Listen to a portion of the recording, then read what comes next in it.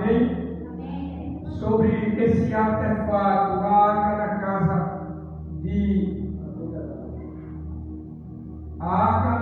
na casa de Obed-Edom, amém? Esse artefato tão maravilhoso, tão poderoso, que é o artefato chamado a Arca do Senhor. Era através desse artefato que Deus ele se manifestava ao povo de Israel. Por cima da arca tinha os querubins, inclinados, face com face, com um símbolo de humildade. Os querubins em cima da tampa daquele artefato, daquela arca. E dentro daquela arca, ali tinha o maná de Deus, o maná que Deus alimentou Israel por 40 anos no deserto.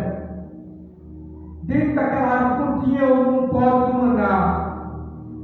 Dentro daquela arca se encontravam ali as tábuas da lei.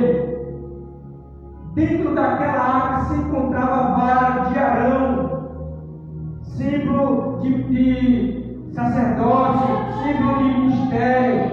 Amém? Irmãos, e aqui nós vamos encontrar esse artefato. Um artefato que representava a Shekinah, ou representava a glória de Deus ali. Sempre representou a glória de Deus. Amém? Aleluia! A arca do Senhor.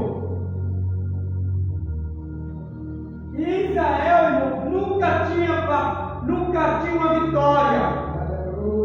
Se a arca de Deus ela fosse tomada. Mas várias vezes nós encontramos na Bíblia, né, presbítero Cícero? Várias vezes nós encontramos a nação dos filisteus tomando a arca de Deus. Glória a Deus. E Israel nunca tinha vitória sem a arca. Porque a arca de Deus representava a justiça dele. A arca de Deus representava a sua presença no meio do povo. Shekinah, a glória de Deus. Kadosh, o santo de Israel, estava no meio da nação de Israel, por meio daquele artefato chamado Arca de Deus. Israel, irmão, não poderia jamais perder esse artefato de vista. Isto aí nos representa também.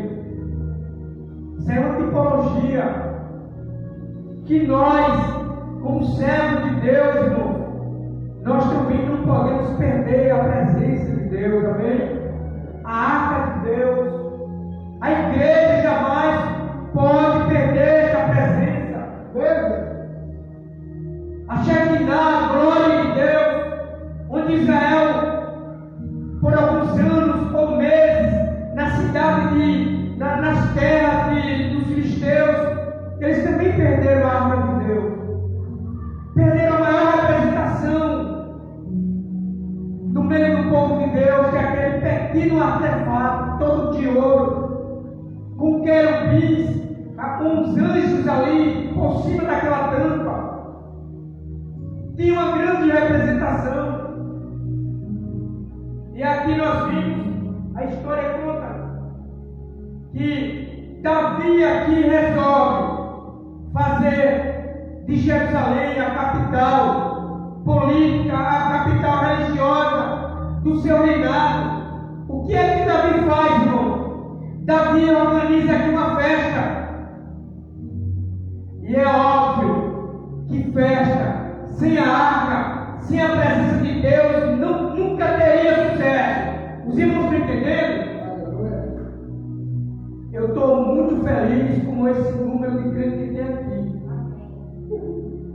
Eu estou muito feliz, irmão. Eu não sei se vocês estão tristes, mas eu estou feliz porque eu tenho certeza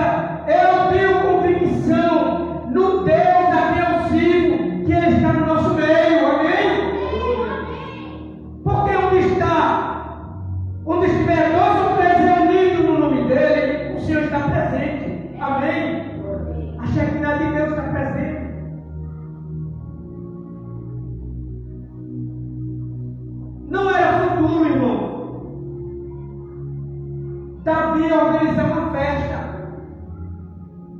trazendo o quê? Trazendo um poder político, trazendo aqui a Jerusalém como capital política ali na sua época.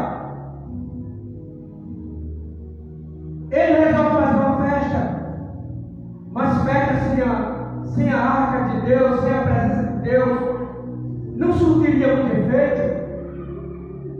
Aqui vai uma mensagem para as redes sociais, que não adianta convicção, não adianta igreja de porte grande, não adianta igreja, irmão, de denominacional, se a arca de Deus, se a Shekinah de Deus não está presente ali naquele momento. Não resolve fazer congresso, não se resolve fazer congresso, festividade, convenções grandes, se não tem a aprovação de Deus, se não tem a presença de Deus. O que importa é a presença do Senhor, amém? E nós vimos Davi preocupado, e ele disse: olha, vamos organizar a festa em Jerusalém. Mas é óbvio que essa festa sem a arca, sem a Shekinah de Deus, não teria sucesso algum. Então ele resolve buscar a arca. A arca, irmãos, só quem poderia conduzir ela eram homens preparados por Deus, eram os levitas. A igreja está entendendo? Eram os levitas. Tem gente, irmãos, que está querendo galgar posições quando Deus não mandou.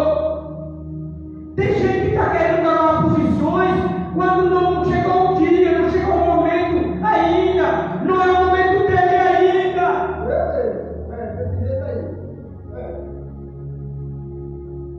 E nós vemos Davi entrando. Hoje é culto de doutrina, irmãos. Doutrina é ensinamento. Amém? A igreja vai entender o que eu estou pregando. Davi, irmãos, ele resolve: olha, vamos conduzir vamos trazer a arca de Deus. Há tantos anos a arca de Deus foi levada pelos filisteus. Há tantos anos a arca de Deus estava perdida no seu tempo. Então o que é que Davi faz agora? Vamos trazer a arca de Deus para Jerusalém, porque o lugar da arca é em Jerusalém. E onde a arca está, tem uma grande representatividade, amém? Porque a presença de Deus, irmãos, é a coisa mais importante do mundo, é a presença de Deus. E Davi, ele pensou muito bem, só que ele tomou uma atitude muito errada. Pastor Paulo, que atitude foi essa? 2 Samuel, capítulo 6, versículo 6. A Bíblia diz, irmãos, que Davi, ele colocou a arca sobre um carro de boi. Davi colocou a arca de Deus sobre um carro de boi, guiado por Uza e Aio, filhos de Abinadab. Só que essa forma aqui na Bíblia, essa maneira de transportar a arca de Deus ou a Shekinah de Deus resultou em tragédia, porque não era dessa forma para transportar, irmãos, a arca de Deus, a presença de Deus. Não era de qualquer jeito, não era de qualquer forma. Hoje em dia nós vemos pessoas, irmãos, querendo imitar Davi, querendo imitar Uza, querendo imitar Aio, irmãos, querendo transportar a presença de Deus de qualquer jeito, de qualquer forma, porque faltou sabedoria, faltou inteligência.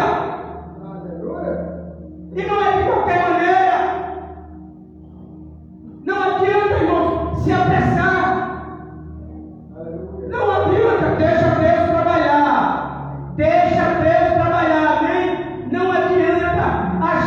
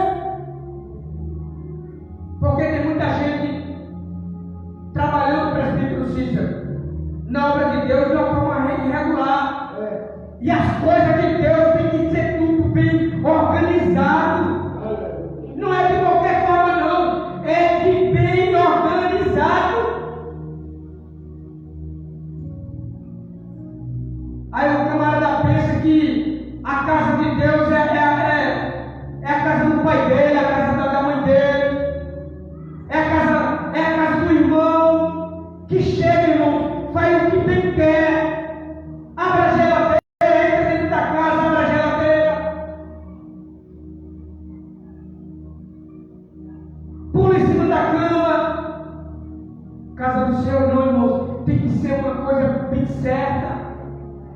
Amém? Não adianta a gente querer ensinar Deus a trabalhar, não.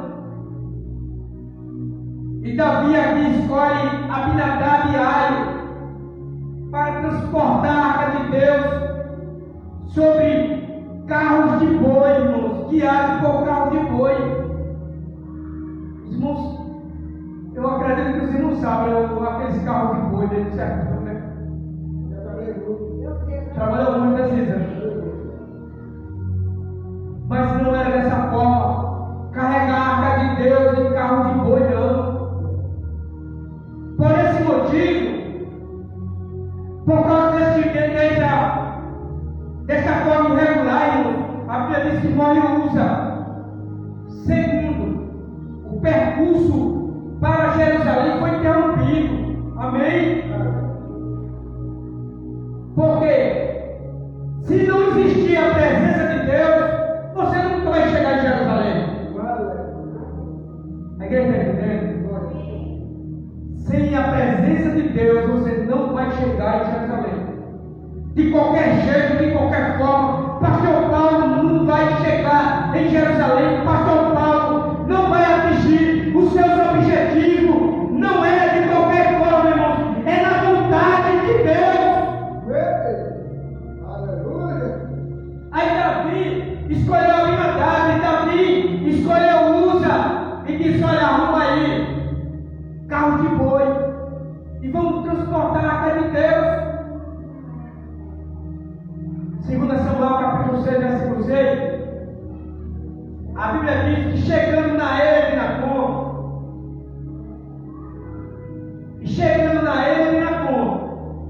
estendeu quem? Uza estendeu as? Irmãos, os irmãos não prestem bem atenção.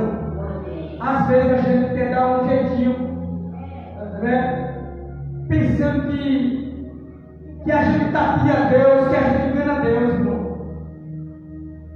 Uza estendeu a sua mão à arca de Deus e a segurou, porque os bois deixavam pender a arca.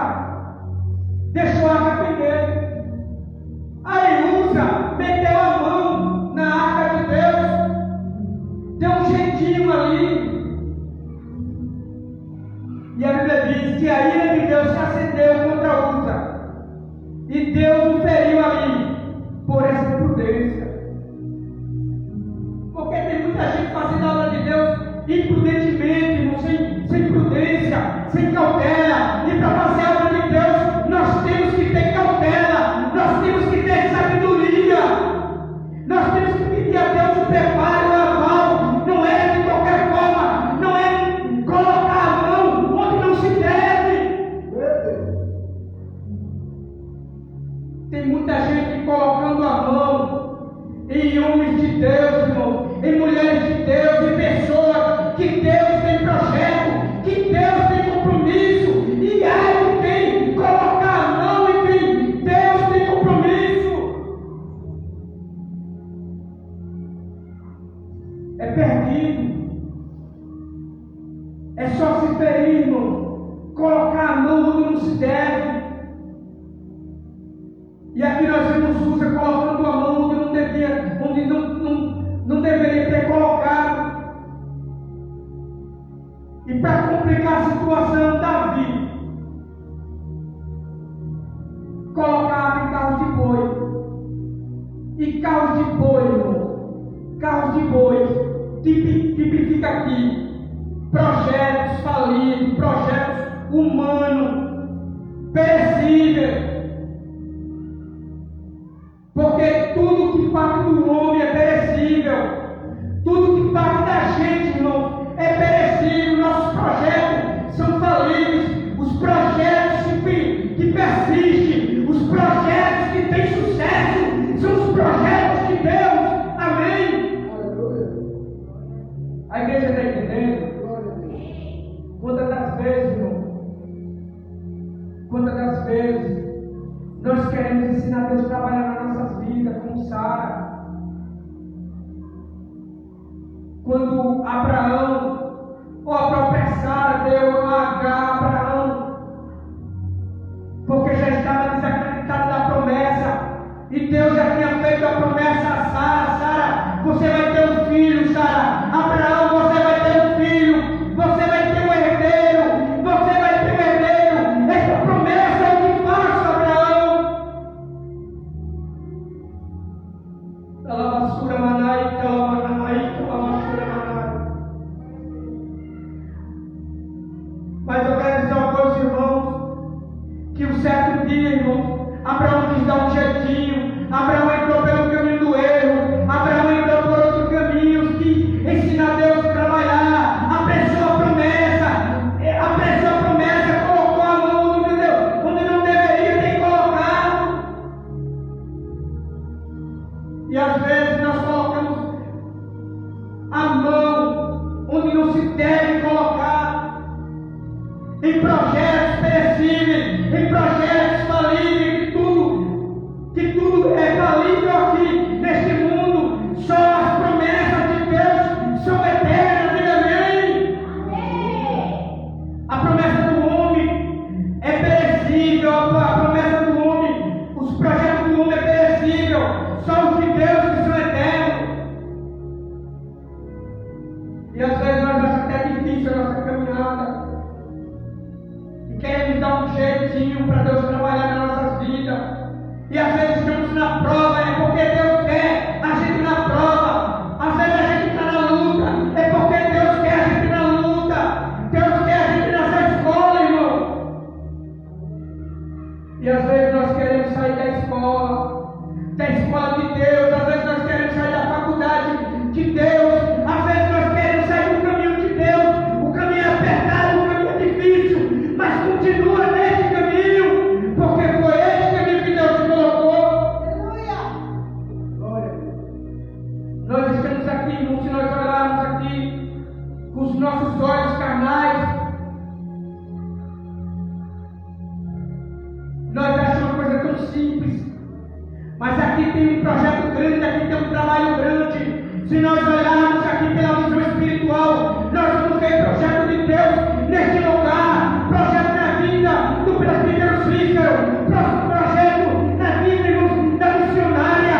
Irmãos, é só nós crer, é só nós abrir a nossa visão espiritual e chegar que Deus tem projeto neste lugar.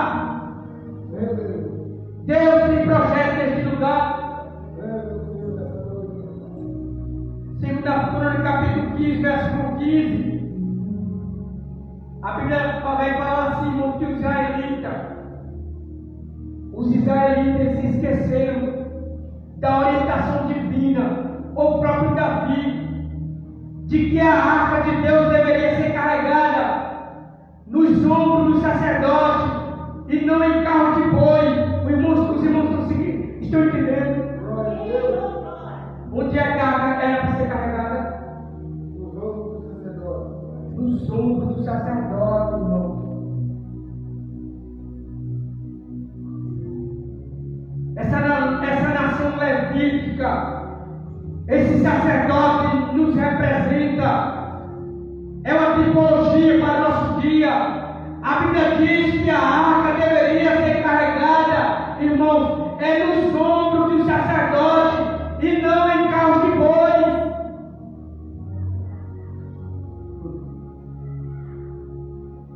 É nos ombros. Quando a nação de Israel deu a volta em Jericó por 7 dias, foi em carro de boi a arca? Foi na onde, para Cícero? Foi nos ombros, irmão, do sacerdote. Nos ombros do sacerdote. Mas tem muita gente que quer dar um jeitinho para Deus trabalhar. Vamos levar a arca para Jerusalém, mas vamos colocar a arca em carros de boi. Mas a lei de Deus, irmão, era que a arca era para ser carregada nos ombros do sacerdote. E ombros é símbolo, diga assim comigo, símbolo de compromisso, símbolo de responsabilidade. A igreja está entendendo?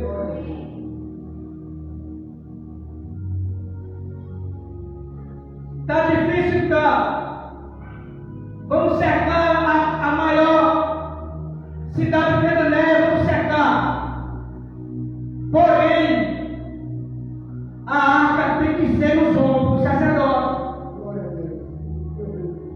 É 7 dias.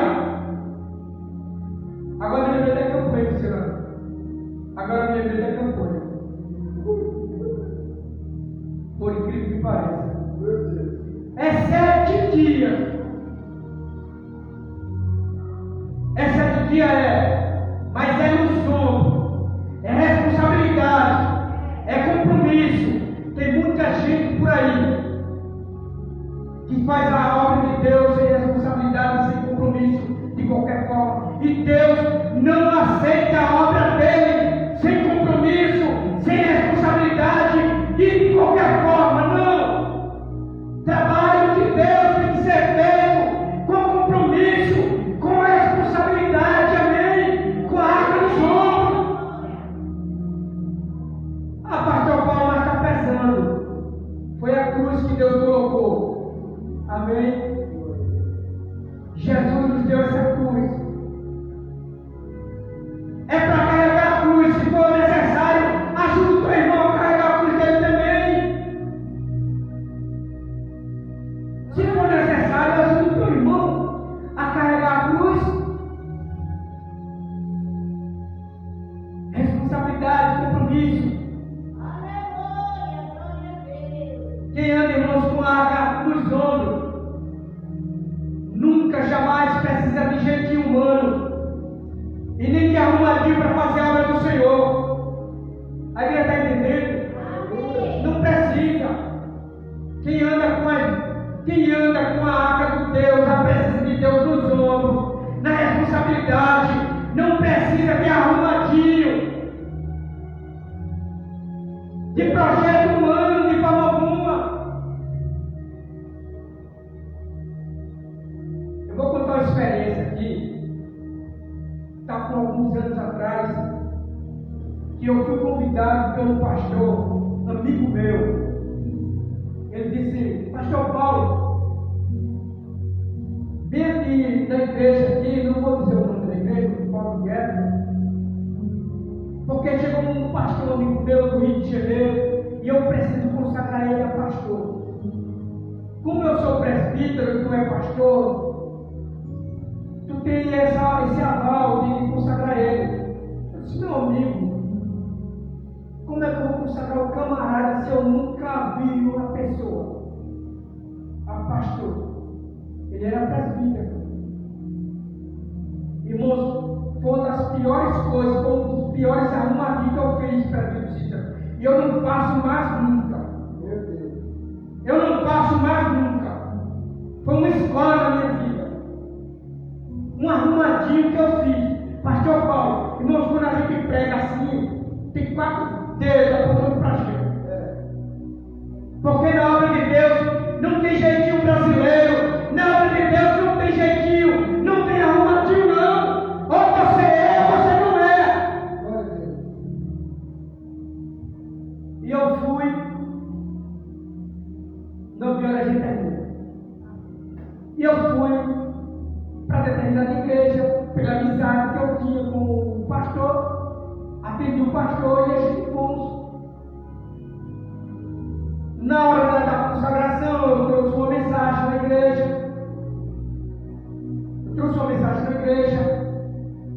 Perguntei à igreja se a igreja aceitava, já que a igreja conhecia ele. Todo mundo levantou a mão. Eu disse: olha, irmão, eu estou consagrando ele. Agora, eu não conheço o pastor. O pastor é do Rio de Janeiro, eu não conheço. E nós consagramos o presbítero.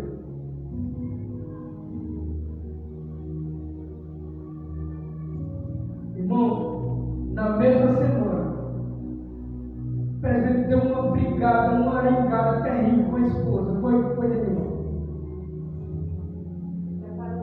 Separou na mesma semana.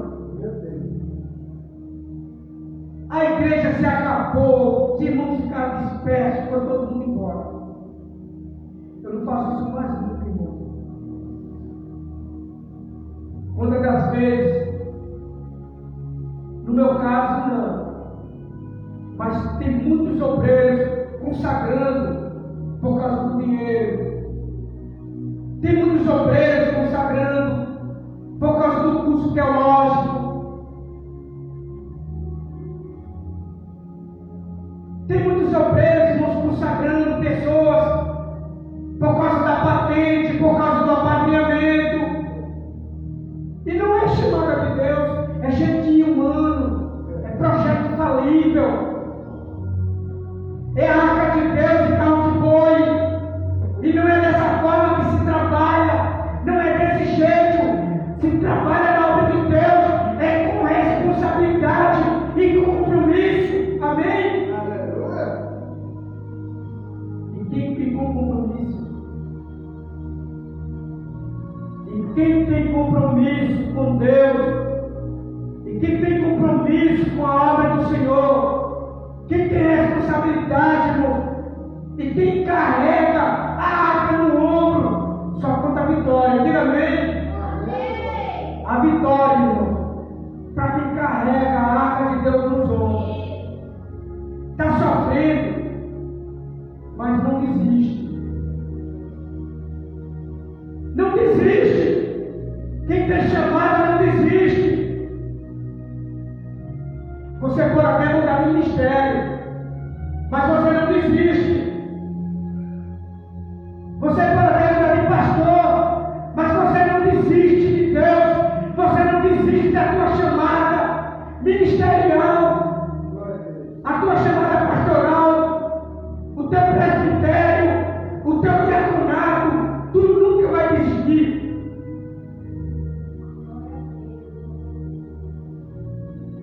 Sabe o que é isso? É andar com a arca de Deus nos ombros. E quem anda com a arca de Deus nos ombros tem conquista na vida, amém? A conquista. E uma das primeiras conquistas na vida de Ebed-Edom, porque Ebed-Edom foi um daqueles que guardou a arca de Deus em sua casa por 3 meses. E a Bíblia diz, irmão, e a Bíblia diz que Deus por 3 meses abençoou a casa de Ebed-Edom. Quando Davi pensou que tinha homens ilustres, como Abinadab, como Uza, homens importantes, aí ele se enganou. Houve a tragédia, porque Davi olhou pela visão, pela ótica humana. Isso foi uma fatalidade. E quando o homem de Deus, ele pega a visão espiritual, só tem fatalidade, só tem problema. E um dos piores problemas foi que a arca de Deus parou. A Bíblia diz que a arca parou ali, ficou estancada no caminho. Não conseguiu chegar em Jerusalém. Porém, a arca de Deus, irmãos, ficou guardada na casa de uma pessoa que soube cuidar da arca. Amém? Isso é o que é importante na vida do homem de Deus. É quando o homem de Deus sabe preservar, sabe cuidar da presença de Deus, sabe cuidar da obra de Deus, tem o céu pela obra do Senhor. Amém? Porque, segundo a Bíblia, segundo a hermenêutica, os ensinamentos do texto, nós vamos ver um homem que cuidava da arca de manhã, um homem que cuidava da arca da tarde, um homem que cuidava da arca à noite, tinha um cuidado com a arca de Deus. Bem assim na vida do servo de Deus, da mulher de Deus, quando cuide da arca de Deus. E a vitória, igreja do Senhor. A Bíblia vai mostrar que uma das primeiras conquistas espirituais da vida de Ebed-Edom, que quando ele viu a arca de Deus, ele queria estar perto da arca. E de tão perto que ele ficou da arca, ele tornou-se porteiro do santuário. Ele pediu ao rei Davi. Quando a arca foi transportada para Jerusalém, ele tornou-se um porteiro só para observar, só para cuidar da arca de Deus, só para estar perto da arca de Deus. Isso é importante. É quando a gente anela, está pertinho de Deus.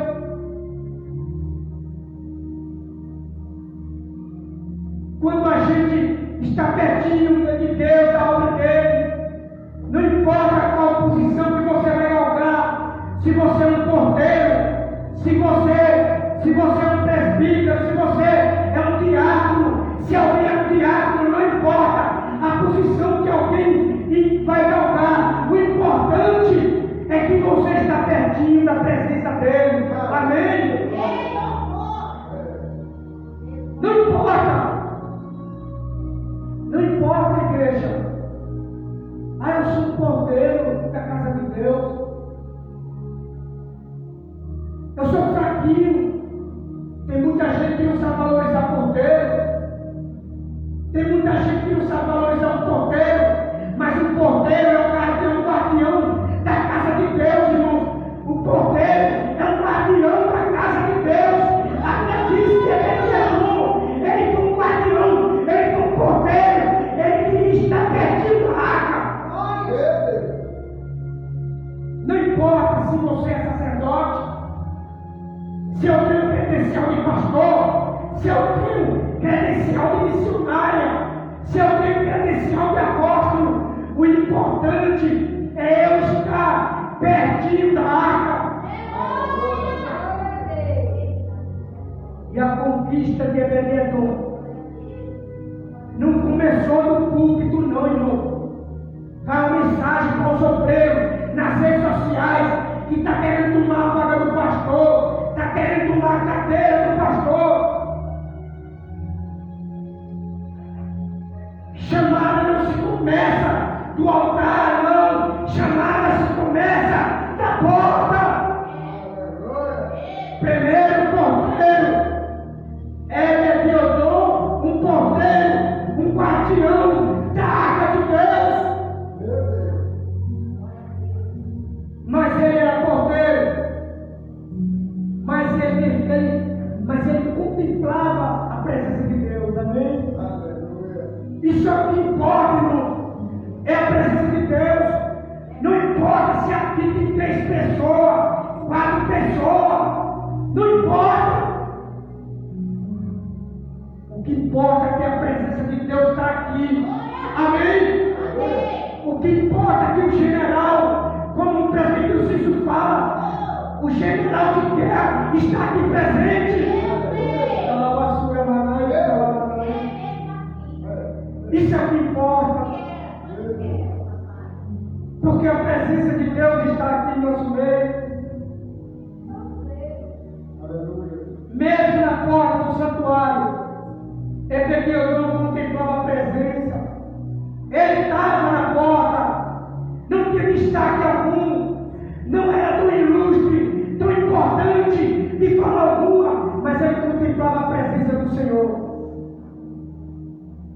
É o que importa, é a presença de Deus. A segunda conquista espiritual de Obed-Edom está em 1 Crônicas 15, 21. A Bíblia diz, irmão, que Obed-Edom se destacou tanto entre os melhores músicos da sua época, tocando harpa no santuário de Deus.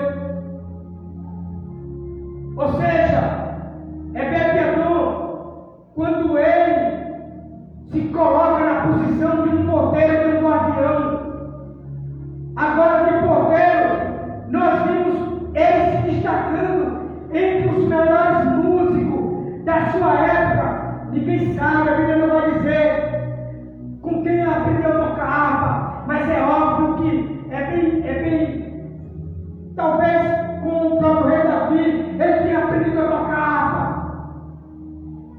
ou alguns músicos da sua época. E a Bíblia vai nos mostrar que agora Obed-Edom se destacou. Sabe por quê? Porque quem tem a presença de Deus se destaca, amém? Quem tem a presença de Deus tem uma vida de sucesso. Isso significa que Deus nos faz brilhar entre os melhores. gente realmente quer tocar para Deus, quando a gente realmente quer cantar para Deus, quando a gente realmente quer pregar unção, para ver transformação, para ver mudança, aí você vai ter uma vida de sucesso, você vai ter uma vida, você vai brilhar entre os melhores.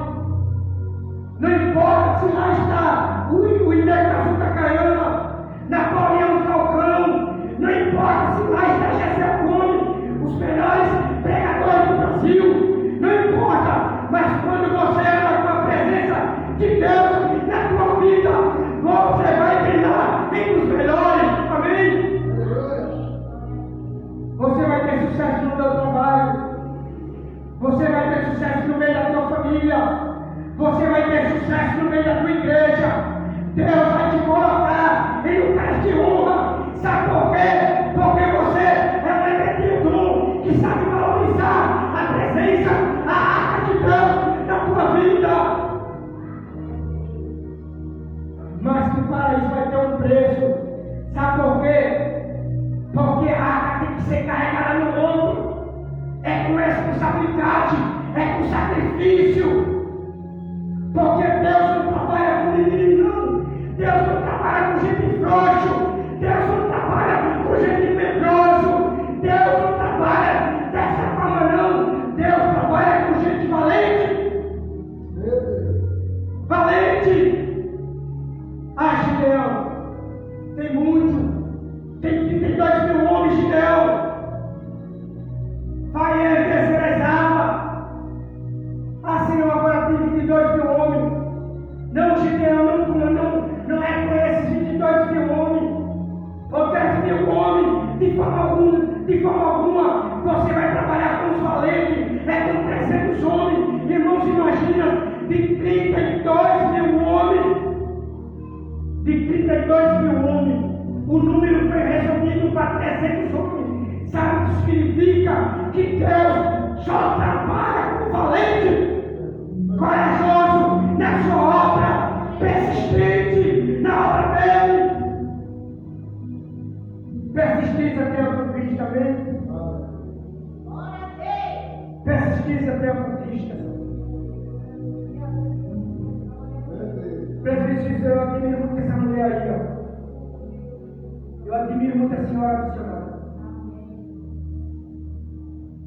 Eu admiro muito a senhora, a sua valentia de estar aqui nesse sacrifício. Vem de longe para cá. Não é fácil não, irmãos. Não é fácil. E se andar com a arca nas costas, no ombros. E se andar com determinação. E se andar com coragem, com valentia na obra de Deus, tendo glória a Deus, misturado com aleluia. Alava aí, alava sua manai. Terceira conquista espiritual na vida de Obed-Edom, 1 Crônica 15, 24. A Bíblia diz que por causa da presença, o texto vai revelar que por causa da presença, Obed-Edom se destacou tanto que agora ele se elege como guardião da arca. Ele se elegeu como guardião da arca. Ninguém tocava mais na arca, porque era muito valente. Ninguém mexia mais na arca, porque tinha alguém que cuidava da arca. E é assim que Deus quer na tua vida e na minha vida. Pastor Paulo escreveu aqui que guardião faz alusão ou representa um apologético. O que quer dizer isso, Pastor Paulo? Um apologético das Escrituras é aquele que defende o Evangelho, defende a sua igreja, defende o seu pastor. Mas tem crente que só vai falar mal dos irmãos. Tem crente que só vê defeito na igreja, só vê defeito dos irmãos, só vê defeito do pastor, não sabe defender, não é guardião da arca nunca. E Deus nos convoca nesta noite, irmão, para ser um guardião da arca de Deus, um guardião da presença dele. Pastor Paulo, que é um apologeta. Um apologeta é aquele que defende as Escrituras, é aquele pregador que quando aparece alguém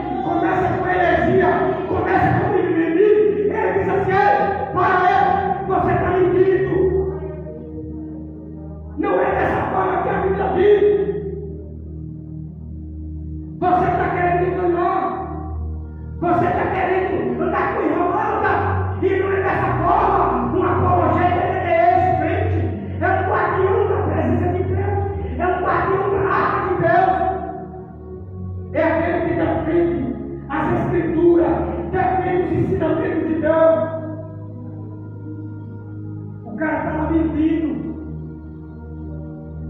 O cara está comprando e vendendo com a Bíblia Sagrada, querendo usar a Bíblia, mentira até para ganhar dinheiro. O camarada chega lá, bota o dedo na cara dele. Você está errado, você está mentindo. Você não pode cear em pecado, você não pode cear em um adultério, você não pode cear amigado. Quem é guardião da arca faz isso. Obreiros por aí, amigado, por aí ceando, obreiros por aí, amigado, no altar de Deus. Meu Deus. Mas quem é guardião da arca diz a verdade, professa a fé, mesmo que ele perca a cabeça, mesmo que ele seja um chupadista, ele tem que falar a verdade. Pastores com 2, 3 amantes, pregadores com 2, 3 amantes, dentro da casa de Deus, obreiros para o momento, roubadores de dízimo e oferta na casa de Deus. Isso é o que tem que ser pregado hoje em dia na igreja brasileira. Quem é guardião da arca faz isso. Custa a tua vida, custa a tua vida. Custa a tua vida, você tem que ser o apologeta das Escrituras. Então é Gedegom guardando a arca de Deus. E ele agora tem a sua grande conquista. A quarta conquista espiritual de Gedegom. O homem que era guardião, diga-se comigo, era guardião. Passa a ser um ministro de adoração. Liderado, diga comigo, liderado por Asaf. Ele era porteiro, guardião da arca, ministro de adoração e agora liderado por Asaf. Vou finalizar, irmão.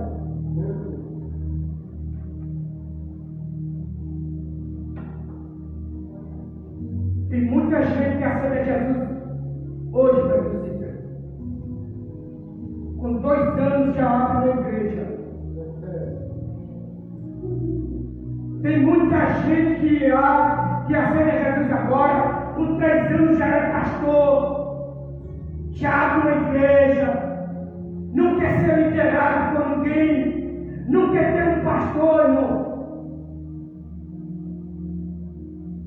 Não quer ter liderança, não quer ter um referencial. Pregadores por aí que não tem um referencial, mas a Bíblia vai mostrar que Gedegom, ele tinha um líder, ele mesmo sendo ministro de adoração, ele era liderado. Diga amém. Diga amém. É muito doutrina, amém? Liderado, irmão. Tem muita gente correndo da responsabilidade, da liderança. Tem muita gente porque faz um curso teológico, já se acha o tampa de chaleira no altar da igreja, já se acha melhor do que o pastor, cursou um curso teológico na escola, na faculdade, já é pastor, já quer tomar a vaga de pastor. Não respeita a unção do patriarca, não respeita a unção do sacerdote. Aí eu agora sou teólogo, eu agora sou um líder.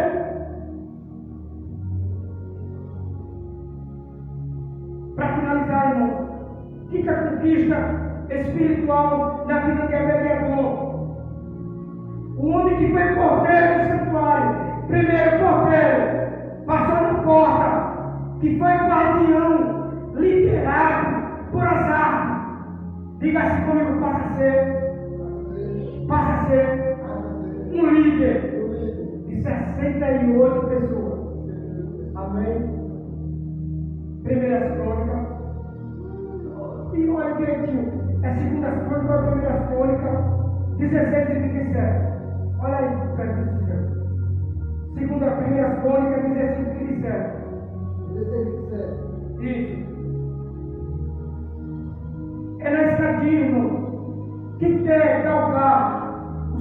ministério era escadinha, o crente pequeno, no passo do gado. Era que nem dizia o pastor, saudosa memória, Zeneco, era no passo do gado.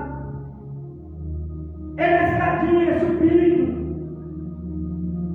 Aí vem a conquista, amém?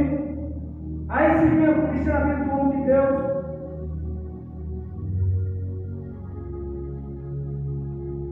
E a sexta conquista espiritual na vida dele é dom. A Bíblia diz que ele se torna-se o homem da confiança do rei Davi. Amém? Vou finalizar. Confiança é uma das virtudes primordiais na vida de um homem que é uma mulher de Deus. Amém? Sabe por quê, irmão? Porque o santuário, segundo alguns estudiosos, o que tinha dentro do santuário, os tesouros que tinha dentro do santuário da casa de Deus, chegava-se a 3 bilhões de dólares. Quer dizer, segundo alguns estudiosos, entendeu? Segundo alguns estudiosos. Mas a Bíblia vai mostrar que Ebed-Edom, Davi, promoveu ele a tesoureiro do santuário de Deus, irmão. Amém? E ele vai ser tesoureiro do santuário de Deus. Isto é confiança. Mas, missionária, a confiança hoje em dia está escassa hoje em dia na vida das mulheres, dos homens de Deus. Tem pessoas que não podem ver um real até na casa de Deus. Tem gente que se engana, se ilude por causa do dinheiro dentro da casa de Deus. Tem pessoas que para galgar posição eclesiástica, irmãos, se for possível, tira a vida até dos outros. Pessoas que não merecem a confiança na casa de Deus. Mas a Bíblia vai mostrar, irmão, um homem que foi instituído a diretor financeiro, um homem que soube administrar dentro do santuário de Deus, amém? Glória a Deus. E esta mensagem vai para mim e para você, que esse diretor financeiro, essa pessoa, esse tesoureiro na obra de Deus, esse mordomo, esse administrador na obra de Deus, é eu e você, amém? Nós somos chamados para ser administradores na obra de Deus, amém? Não vá pensar que você é uma pessoa de pouca importância de forma alguma. Você é muito importante na obra de Deus. Deus te chamou a ser um dispenseiro na sua obra. Olha o que Paulo escreveu. Paulo escreveu em 1 Coríntios 4:1. Assim, pois, importa que os homens nos considerem como ministros de Cristo e dispenseiros do ministério de Deus. Amém? Dispenseiro do ministério de Deus. Dispenseiro do ministério de Deus, você é um mordomo. Você é um mordomo deste reino. E como mordomo do reino de Deus, você vai prestar conta dessa mordomia que Deus te deu. Pastor Paulo, que mordomia é esta? Deus te colocou nas tuas mãos família. Deus colocou nas tuas mãos bens. Deus colocou nas tuas mãos saúde. Deus colocou nas tuas mãos recursos. Deus colocou nas tuas mãos talentos, oportunidade, dinheiro, emprego, carro, casa. Deus colocou nas tuas mãos trabalho. Porém, nada é Deus. Nada é Deus. Sabe por quê? Tudo pertence a Deus. Então seja um dispenseiro.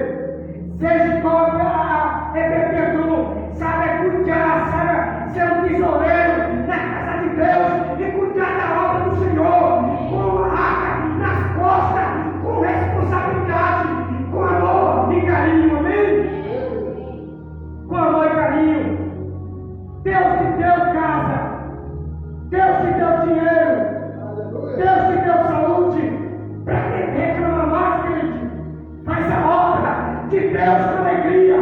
Faz a obra de Deus com atitude. Deus te deu saúde. Faz a obra de Deus com amor. Aleluia. Missionária, quantos cânceres o senhor teve?